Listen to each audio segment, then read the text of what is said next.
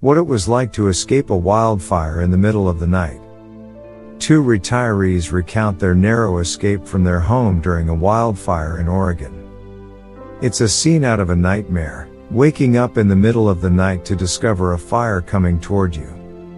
A neighbor pounding on the door, yelling for you to get out. That nightmare became reality for Ron and Sharon Ross in the tiny coastal town of Otis, Oregon, on 1:15 a.m. on September 8th. A rude awakening. We had no warning, says Ron, 73, a welding technician and Vietnam vet, Army, 67-68, referring to himself and wife Sharon, 74. And with winds at 70 miles per hour that night, the fire was quickly heading their way from nearby Echo Mountain. They had 30 minutes to grab what they could and go. As they rushed to gather their valuables, Gizmo the cat, computer, important files, contents of the safe, there are so many things I wish I had thought to take, says Ron. Their growing concern was for their new kitten Piper, who was getting skittish with all the sudden movements and started to hide. Power outage hinders progress. Just as they were looking for Piper, the power went out. Now I had to find flashlights and locate a black cat in a black room. Meanwhile, Sharon's arm is in a sling from recent surgery, so she could only use one arm to hold the flashlight, recalls Ron. Another wrinkle in their escape plan. Their truck was parked behind their brand new RV barn, which operates with electric doors, now useless in the power outage. We'd only had the barn for a week, so I hadn't yet opened it by hand, he says. So here I am, really putting all my weight into it to pull down that rope, and I give it a rip, and it just went flying open so hard that I fell on my backside. At that point, I'm laughing because you gotta laugh. Luckily, Ron kept his wits and humor intact, which enabled them a quick escape. A narrow escape. As the fire started coming down the mountain, though, he didn't have much more time to laugh. As Sharon escaped in one of their two vehicles, Gizmo the cat next to her, Ron stayed behind with his truck to search once more for Piper. She's freaked out because we're running all over the place, and in the end, I just couldn't catch her, he says, his voice cracking.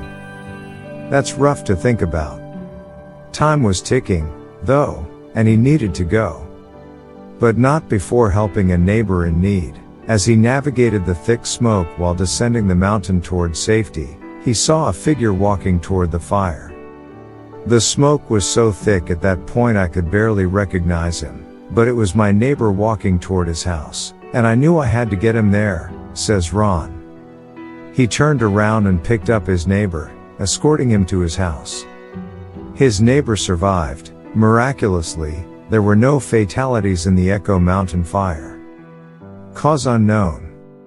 The Echo Mountain fire ended up burning over 2,500 acres and destroyed 30 homes in Otis itself. 293 total homes were leveled in the fire. There was nothing left, just gray ash, Ron says.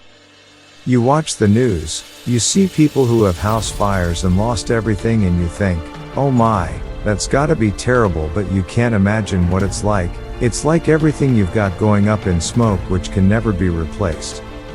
An unprecedented combination of high winds and dry conditions contributed to the wildfires, which burned over 1 million acres throughout the state in multiple separate fires, destroying thousands of homes. 11 lives were lost statewide.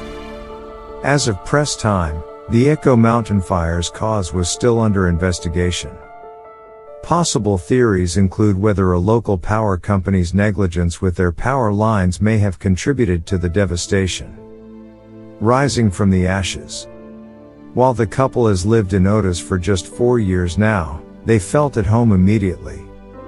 Moving from Portland in 2016, where Sharon was raised, and where Ron has called home since the 1980s, they sought a quieter life for their retirement in the coastal town of Otis, population 3,500.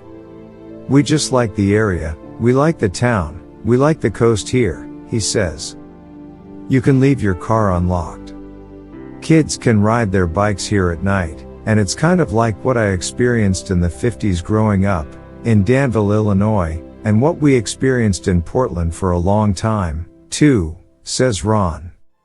The fire has only strengthened their sense of community. With neighbors temporarily displaced in nearby hotels and houses, they are gathering regularly to compare notes and strengthen their collective will. I've met more neighbors in the past couple of weeks than I have in the 4 years we've been here, he laughs. And make no mistake, as soon as we're able to, we will rebuild.